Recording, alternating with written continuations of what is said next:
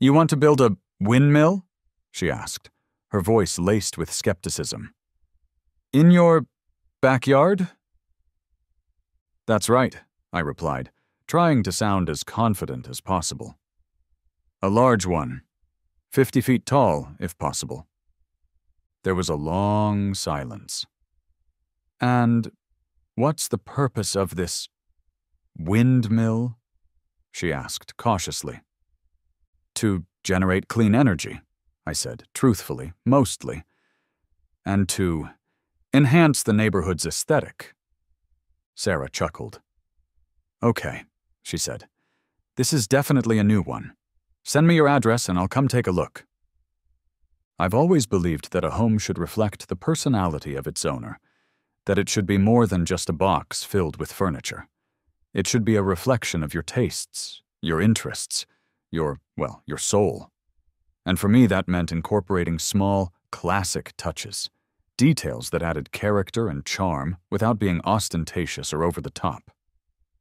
That's why I decided to install the Weathervane. It wasn't some cheap plastic thing from a big box store. It was a beautiful antique piece, a handcrafted metal rooster that I'd found at a flea market during a weekend trip to the countryside. It was weathered, slightly rusty, and utterly charming. I mounted it on the peak of my roof, where it could catch the wind and spin freely, a subtle yet elegant addition to my otherwise unremarkable suburban home. I've always appreciated the small details, the subtle touches that add character to a home. A well-placed flower box, a charming garden path, a classic Weathervane. It wasn't about being flashy. It was about creating a sense of timeless elegance. Apparently, in Sunridge Estates, that was grounds for an HOA citation, I thought. As I admired my newly installed Weathervane, the rooster silhouetted against the afternoon sky. It was a simple pleasure, a small detail, but it made me happy. I should have known that any deviation from the bland, cookie-cutter aesthetic would attract the attention of the neighborhood's resident enforcer of uniformity. I just didn't realize how quickly or how vehemently that attention would manifest. The inevitable knock on the door came a few days later. It was a sharp, insistent rap, the kind of knock that conveyed authority, disapproval, and a complete lack of patience. Franklin Underwood III. The 3 was crucial, he'd insist, as if anyone would confuse him with some other Franklin Underwood. He was a retired bank executive with a permanent air of self-importance, a wardrobe that consisted entirely of golf attire, and a deep-seated belief that the HOA was his personal kingdom. He was the kind of guy who probably color-coded his sock drawer and considered beige to be a bold color choice. He stood on my porch, resplendent in his golf shirt and khaki slacks, his clipboard clutched in his hand like a weapon, his expression a mixture of smugness and disdain. "Mr. Carter," he began, his voice a dry, nasal drone, "I'm afraid I must address a matter of grave concern." He paused, letting the weight of his words hang in the air. "Your rooftop adornment." "My Weathervane?" I replied, feigning innocence. "What about it?" "It's outdated," he declared, his eyes narrowing. "It's unsightly. It simply does not conform to the modern aesthetic of our community."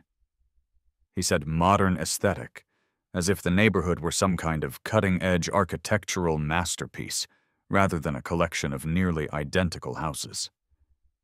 "It disrupts the skyline," he continued. "It must be removed." I stared at him dumbfounded. "It's a Weathervane, Frank," I said, trying to remain calm. "It's a classic decorative feature. It's been around for centuries." "Centuries being the operative word, Mr. Carter," he retorted, his lips pursing. "We are a forward-thinking community. We embrace progress. Weathervanes are relics of the past. They have no place in Sunridge Estates." The HOA meeting was a farce, a carefully orchestrated display of suburban tyranny.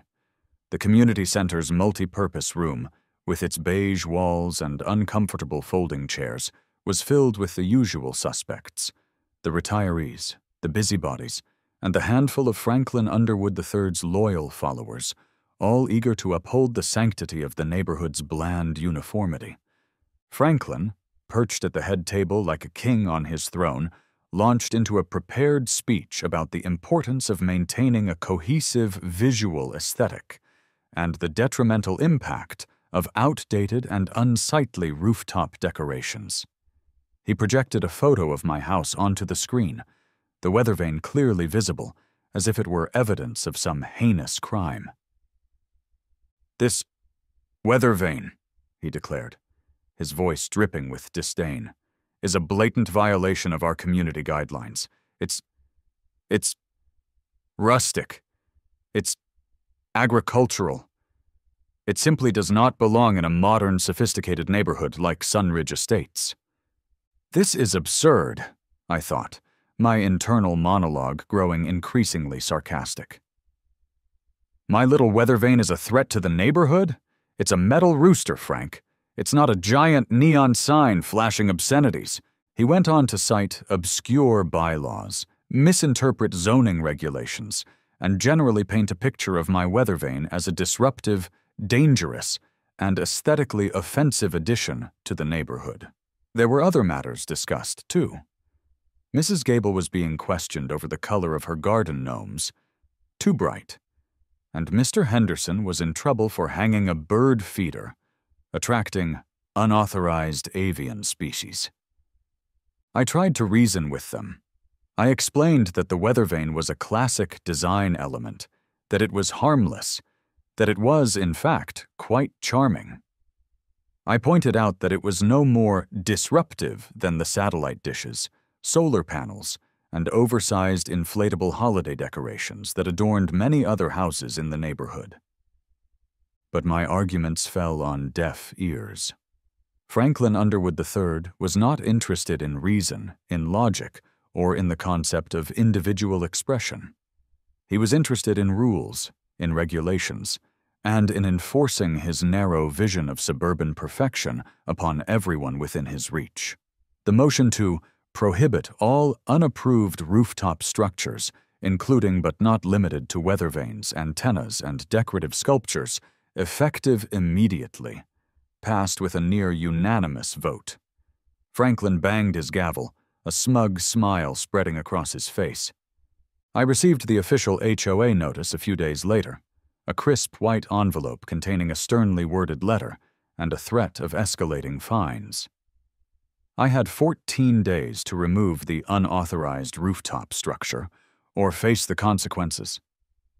I stood on my roof, staring at the offending weathervane, the metal rooster silhouetted against the afternoon sky. I could comply, of course. I could take it down, surrender to Franklin's demands, and return my roof to its previous state of bland conformity. But something inside me rebelled. This wasn't just about a weathervane. It was about principle.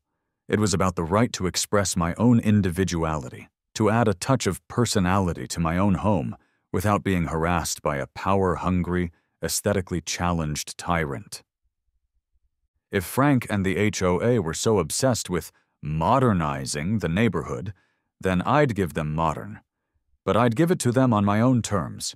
I'd give them something so large, so unexpected, so utterly un-Frank-like that it would make his perfectly manicured eyebrows twitch, I thought. A new idea, bold and wonderfully ridiculous, beginning to take shape in my mind. A windmill. A giant 50-foot windmill. It was modern, wasn't it? It was technically a wind-powered structure, not a weather vane. And it was, without a doubt, the most gloriously inappropriate response to Franklin Underwood III's demand for conformity that I could possibly imagine. It would harness the very thing he hated and put it to a new use. It would be a source of clean energy, at least in theory, a monument to sustainable living, and, most importantly, a giant, spinning middle finger to the HOA's obsession with bland uniformity. Franklin Underwood III, you want a war on weathervanes? You've got one. Prepare to be windmilled into submission, I declared internally, a surge of defiant energy coursing through me. The battle lines were drawn, and I was ready to unleash the full force of my wind-powered rebellion. My transformation from mild-mannered homeowner to wind-powered warrior began, as all great acts of rebellion do, with research. I needed to know if my plan, as audacious as it was actually feasible. I needed to understand the physics of wind turbines, the local ordinances governing structures, and, most importantly, the loopholes in the HOA bylaws. I dove into the world of renewable energy, learning about wind speed, blade design, and the surprisingly complex engineering that goes into harnessing the power of the wind. I discovered that residential wind turbines, while not exactly commonplace, were becoming increasingly popular, especially in areas with, let's just say, restrictive HOAs. My browser history went from antique Weathervane prices to residential wind turbine installation and how to calculate wind power efficiency in record time. I chuckled as I navigated the surprisingly vast online resources dedicated to wind power. I also spent hours poring over the dreaded HOA bylaws, searching for any clause, any phrase, any vaguely worded regulation that might prohibit my plan. And to my delight, and Franklin Underwood III's future dismay, I found nothing. There were rules about unsightly structures, of course, but there was nothing specific about windmills. There were regulations about noise pollution, but nothing that would prevent the gentle whoosh of rotating blades. And there were certainly no height restrictions that would limit the scale of my wind-powered energy feature. The HOA, in their obsession with controlling every blade of grass and every paint color, had overlooked the possibility of a wind-powered rebellion. They'd left the door wide open, and I was about to sail through it, on a gust of righteous indignation and a 50-foot windmill. I obtained the necessary permits from the city, careful to emphasize the green energy aspect of the project. Building a 50-foot windmill, I quickly realized, was not a DIY project. I needed professionals. I needed people who understood engineering, construction, and the intricacies of harnessing the power of the wind. I started by contacting a local engineering firm, explaining my situation, carefully omitting the HOA revenge aspect, and outlining my vision for a residential wind turbine installation. The engineer I spoke to, a woman named Sarah, thankfully not a previous Sarah, was initially bewildered. "You want to build a windmill?" she asked, her voice laced with skepticism. "In your backyard?" "That's right," I replied, trying to sound as confident as possible. "A large one, 50 feet tall, if possible." There was a long silence. "And what's the purpose of this windmill?" she asked cautiously. "To generate clean energy," I said truthfully, mostly, "and to enhance the neighborhood's aesthetic." Sarah chuckled. "Okay," she said. "This is definitely a new one. Send me your address and I'll come take a look." Sarah, it turned out, was a fan of unconventional projects. She arrived at my house, took one look at the space, and grinned. "This is going to be interesting," she said. Next, I needed a construction crew. I found a local company, Solid Foundations Construction, that specialized in custom-built structures. The owner, a burly man named Bob, yet another Bob, was initially confused by my request. "A windmill, huh?" he said, scratching his beard. "Never built one of those before. Usually it's just decks, patios, that sort of thing." "This is a bit different," I admitted. "Different is good," Bob said with a shrug. "Different is interesting. And frankly, after 20 years of building beige boxes, I'm ready for something interesting." His crew, a mix of seasoned carpenters and younger guys eager to prove themselves, shared his enthusiasm, albeit with a healthy dose of skepticism. They'd ask questions like, "So this windmill, it's really going to be 50 feet tall? And are we going to need, like, special wind-resistant nails for this job?" I assured them that we would use the best materials, the strongest nails, and the most wind-resistant construction techniques known to man. They looked at me, looked at each other, and then burst out laughing. But they were in. They were intrigued, and I suspected they were just as eager as I was to see the look on Franklin Underwood III's face when he finally discovered what was going on. The construction process was, to put it mildly, a spectacle. It began with the arrival of a series of trucks, each larger than the last, delivering massive wooden beams, heavy-duty hardware, and the components of the windmill itself. My quiet suburban backyard was transformed into a construction zone, a whirlwind of activity, noise, and controlled chaos. The foundation was poured, a massive concrete slab designed to support the weight of the towering structure. Then came the tower itself, a sturdy, latticework structure made of pressure-treated lumber, rising slowly but surely towards the sky. It was like watching a medieval siege tower being built, only instead of preparing to storm a castle, I was preparing to storm the HOA. The neighbors, understandably, were fascinated. They'd gather at the edge of my property, watching the construction unfold, their expressions a mixture of curiosity, amusement, and a growing sense of, what on earth is going on over there? Children pointed and gasped, dogs barked, and even the teenagers, normally glued to their phones, seemed impressed. Franklin Underwood III, of course, was not amused. He'd storm over, his face a mask of fury, and demand to know what I was doing. "I'm installing a wind-powered energy feature, Frank," I'd reply, with a perfectly innocent smile. "Embracing renewable energy, doing my part for the environment. You know, being a responsible citizen." I made sure to use phrases like sustainable living and reducing my carbon footprint. "It looks like a windmill," he'd sputter, his eyes narrowed with suspicion. "It's inspired by windmills, Frank," I'd say vaguely. "It's a modern interpretation, very artistic." His eye twitches were becoming legendary. He knew I was up to something, but he couldn't quite put his finger on it. And that, of course, was the beauty of the plan. And then finally it was done. My masterpiece. My monument to renewable energy. My giant HOA-defying windmill. It was magnificent.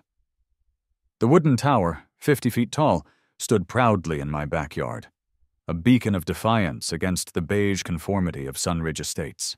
The giant blades, crafted from lightweight but durable material, turned slowly and gracefully in the breeze, a mesmerizing display of kinetic energy.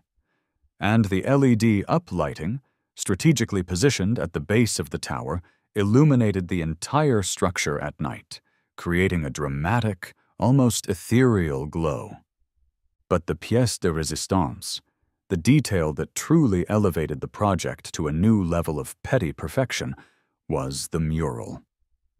I'd commissioned a local artist to paint a large, colorful mural on the side of the windmill's base, facing directly towards Franklin Underwood III's house. The mural depicted a stylized scene of a weather vane being blown away by a powerful gust of wind, and beneath it, in bold, playful letters, were the words, "Let the winds of change blow strong."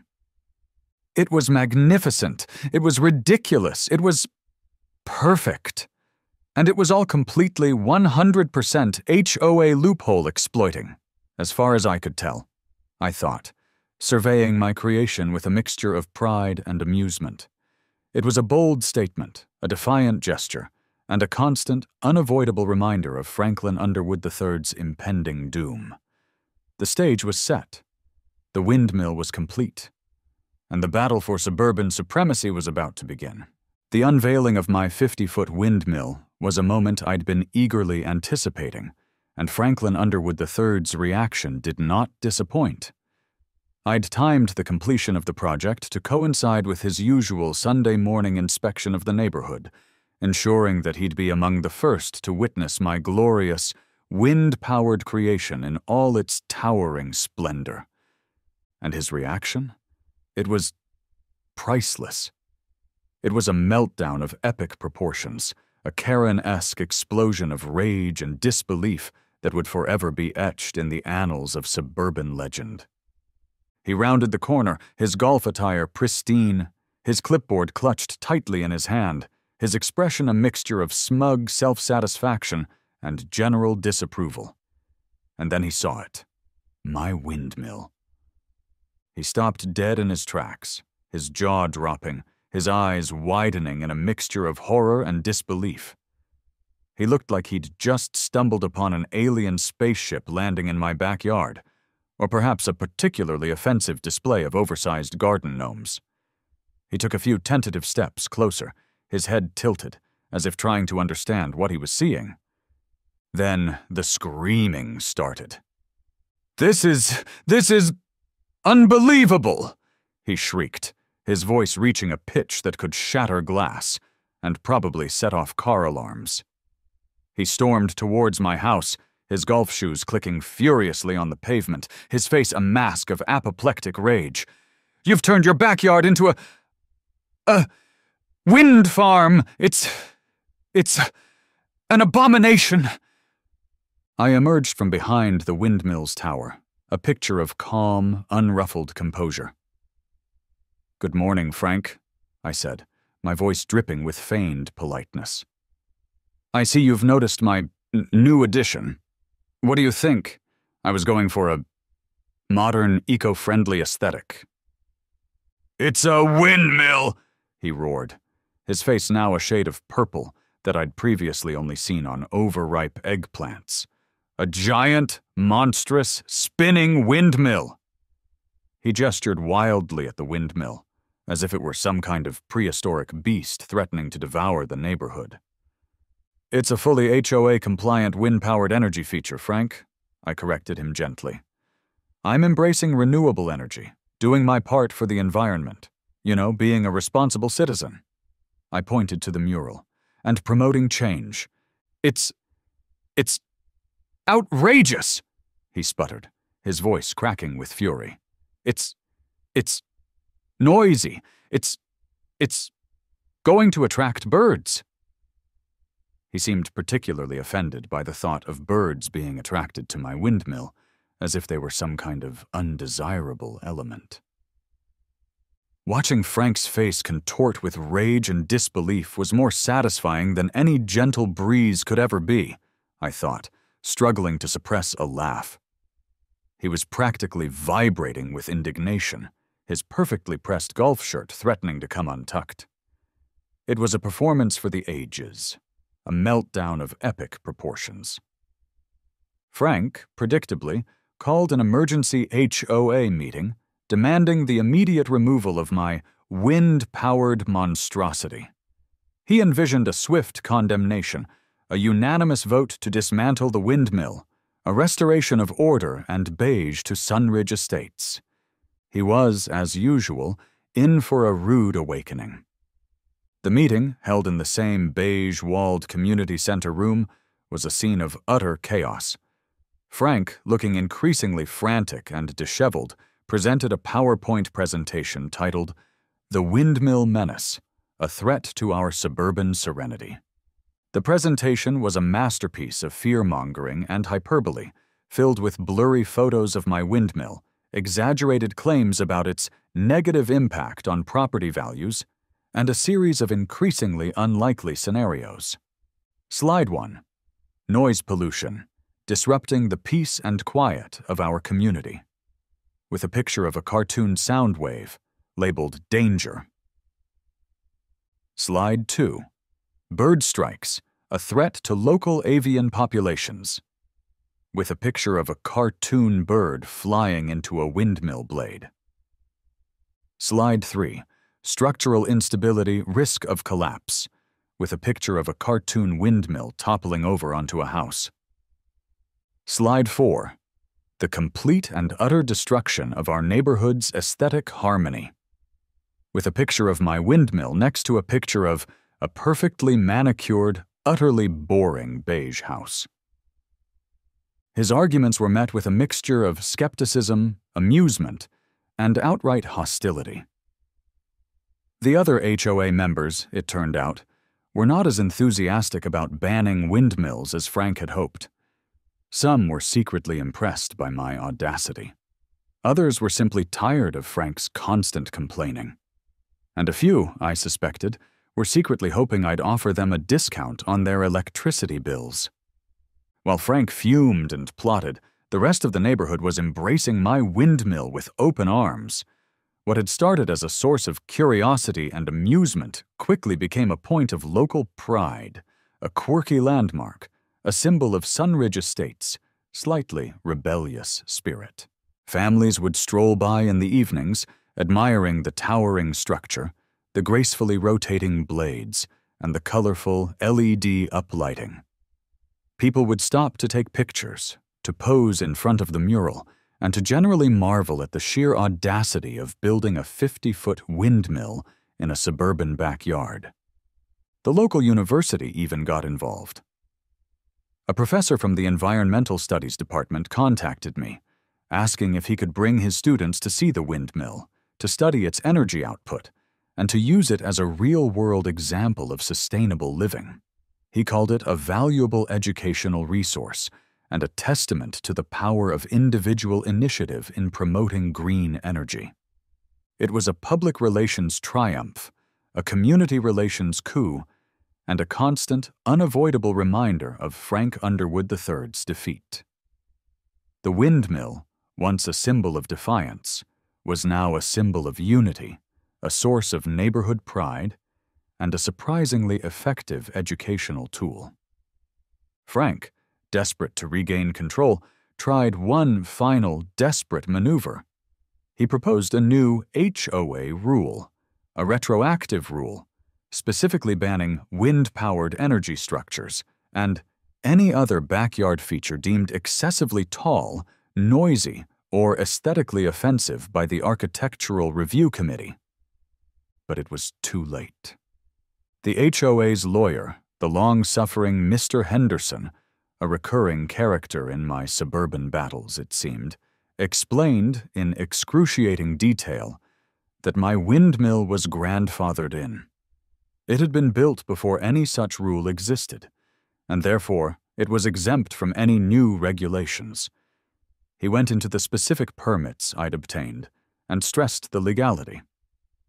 He also pointed out that any attempt to force its removal would likely result in a costly and embarrassing lawsuit, a lawsuit that the HOA would almost certainly lose. He even, somewhat hesitantly, suggested that the HOA might want to consider embracing the windmill, perhaps even promoting it as a unique feature of the neighborhood. Frank's face, at this point, was a study in apoplectic rage. He sputtered, he fumed, he threatened, but it was all for naught. The HOA, sensing the shift in power, voted against his proposed rule change. I made sure to repeatedly use the phrase green energy structure throughout, and pointed out I'd happily provide tours for any interested HOA members.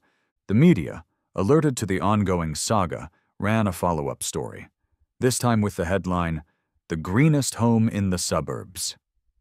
The article praised my commitment to renewable energy, my innovative approach to landscaping, and my unwavering spirit of defiance in the face of HOA tyranny. It was the final, crushing blow to Frank Underwood III's authority, a public declaration of his defeat, and a testament to the power of a well-placed windmill. The end for Franklin Underwood III, the self-proclaimed guardian of suburban aesthetics, the terror of weathervanes, came not with a bang, but with a whimper. After the disastrous HOA meeting, the media frenzy, and the undeniable popularity of my windmill, he finally cracked. He resigned from the HOA, his letter of resignation a masterpiece of passive-aggressive self-pity, blaming everyone but himself for his downfall. He claimed he was the victim of a coordinated campaign of harassment, a neighborhood-wide conspiracy to undermine his authority, and a general decline in standards of decency and good taste.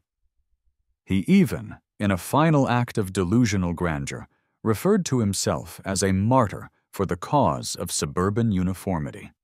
Nobody bought it.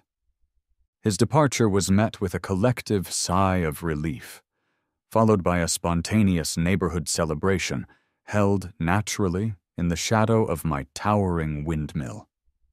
The residents of Sunridge Estates, freed from his iron grip, rejoiced in their newfound freedom, their right to decorate their homes and their roofs however they pleased. Frank's reign of terror was over, his legacy a cautionary tale whispered among the neighbors. My windmill, meanwhile, was thriving. It became a local legend, a quirky landmark, a symbol of the neighborhood's slightly rebellious spirit. People would drive from miles around just to see it, to take pictures, to marvel at the sheer audacity of building a 50-foot windmill in a suburban backyard.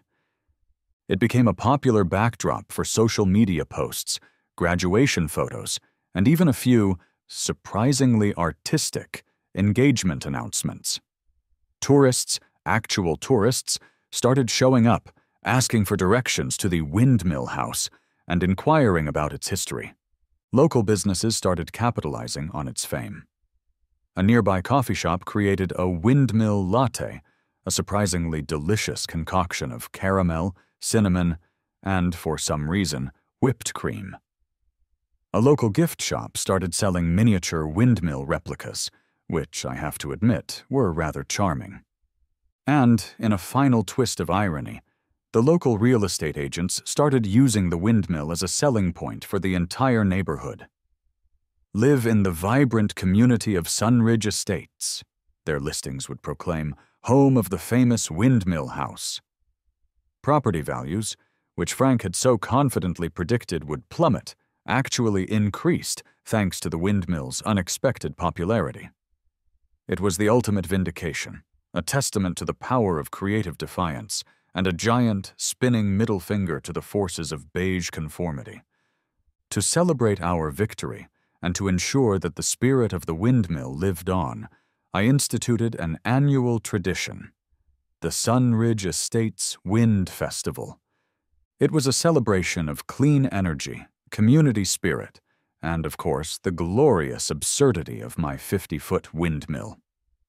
We'd have live music, food trucks, games for the kids, and even a build-your-own mini-windmill workshop, sponsored by the local hardware store. The highlight of the festival, of course, was the ceremonial lighting of the windmill, when at sunset I'd flip the switch, illuminating the tower with a dazzling display of colorful LED lights. It was a joyous, festive occasion, a testament to the power of community and a reminder that even the most restrictive of neighborhoods could be transformed by a little bit of imagination and a whole lot of wind power. With Frank gone, the HOA was utterly changed. No longer a tool to enforce petty rules, its focus became one of community. Elections were held, and I even considered running, but thought better of it. I preferred to act as a shadowy advisor, a protector of fun. And so I remained, the unlikely guardian of the great windmill, the accidental champion of suburban freedom. My house, once just another beige box in a row of beige boxes, was now a landmark, a symbol of victory, a testament to the power of creative defiance. It was a warm summer evening.